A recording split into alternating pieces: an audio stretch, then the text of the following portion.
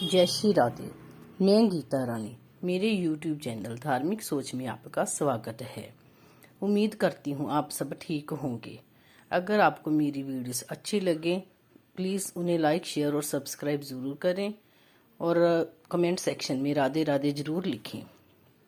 आज हम चैत्र कृष्ण पक्ष में आने वाली पाप मोचनी एकादशी के बारे में बात करेंगे। ये एकादशी 2021 में 7 अप्रैल को सुबह 2:09 से शुरू होगी और 8 अप्रैल 2021 को सुबह 2:28 पर समाप्त होगी।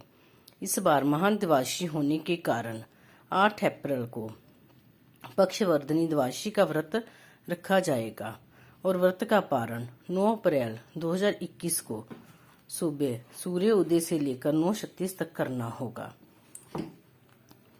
पाप मोचनी एकादशी पुराणों के अनुसार चैत्र कृष्ण पक्ष की एकादशी को कहा जाता है।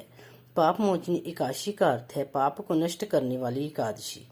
पाप मोचनी एकादशी व्रत विधि। एकादशी के दिन सूर्योदय काल में स्नान करके व्रत का संकल्प करें। इस दिन भगवान विष्णु को अर्घ्य दान देकर पूजा करनी चाहिए। तत्पश्चात धूप, दीप, चंदन आदि से निराजन करना चाहिए। इस दिन निंदित कर्म तथा मिथ्या भाषण नहीं करना चाहिए। एकादशी के दिन भिक्षुक, बंधु बांधव तथा ब्राह्मणों को भोजन दान देना चाहिए। इस व्रत के करने से समस्त पापों का नाश होता है और सुख समृद्धि प्राप्त होती है। एकादशी तिथि को जागरण करने से कई गुने पुण्य मिलता है। अत्यरात्रि में भी निराहार रहकर भजन कीर्तन करते हुए जागरण करें, जैसा कि इसके नाम से स्पष्ट है। इस व्रत को करने से ब्रह्महत्या, स्वर्ण चोरी, मद्यपान, अहिंसा,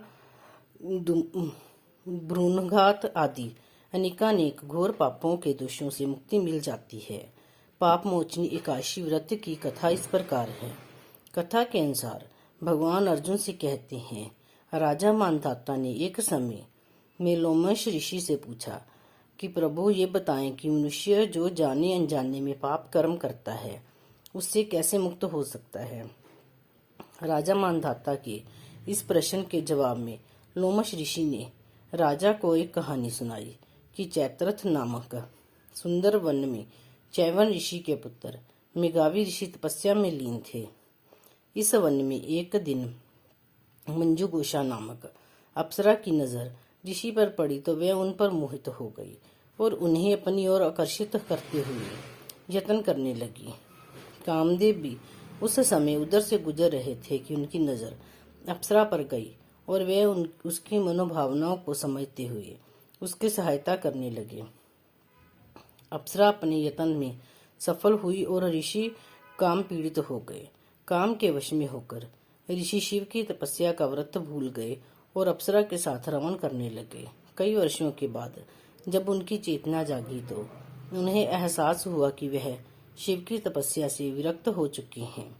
उन्हें उस अप्सरा पर बहुत क्रोध हुआ और तपस्या भंग करने का दोषी जानकर ऋषि ने अप्सरा को पिशाचनी होने का श्राप दे दिया। श्राप से दुखी होकर वह ऋषि के पैरों में गिर पड़ी और श्राप से मुक्ति के लिए अनन्य करने लगी। अप्सरा की याचना से द्रवित हो मेघावी ऋषि ने उसे विधि सहित चैत्र कृष्ण एकादशी का व्रत करने के लिए कहा।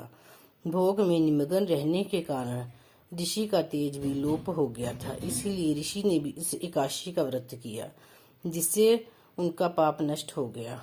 उधर अप्सरा भी इस व्रत के प्रभाव से पिशाच योनि से मुक्त हो गई और इसे सुंदर रूप प्राप्त हुआ।